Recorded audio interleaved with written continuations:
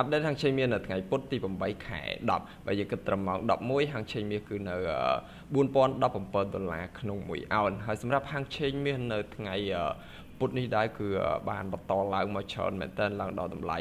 $4019ក្នុង1អោនអញ្ចឹងសម្រាប់ទិសដៅមាសនៅថ្ងៃពុធនេះមាសនឹងអាចចុះមកខ្លះចុះមកតម្លៃ$3980ដូច្នេះសម្រាប់បងប្អូនដែលរងចាំទិញមាសគឺយើងអាចរងចាំរៀងឆ្ងាយបន្តិចគឺនៅតម្លៃ$3980និងតម្លៃ$3970សម្រាប់បងប្អូនដែលទិញមាសយើងគួរតែកំណត់ SL ឬហានិភ័យឲ្យបានច្បាស់លាស់ដោយសារតែមាសគឺឡើងមក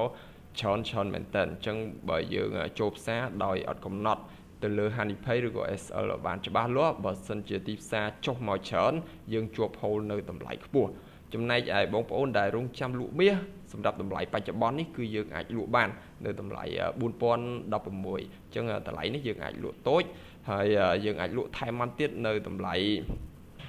$4020ហើយសម្រាប់តម្លៃដែលលក់ល្អគឺនៅតម្លៃ$4030ចឹងខ្ញុំនឹងអាប់ដេតហាងឆេងមាសបន្ថែមទៀតនៅក្នុង Channel Telegram បងប្អូនអាចចូលរួមបានហើយសម្រាប់បងប្អូនដែលមានបំណងចង់បើក account ទិញលក់មាសនៅ Blackwell អាចឆាតតាម Telegram 016 87 95 11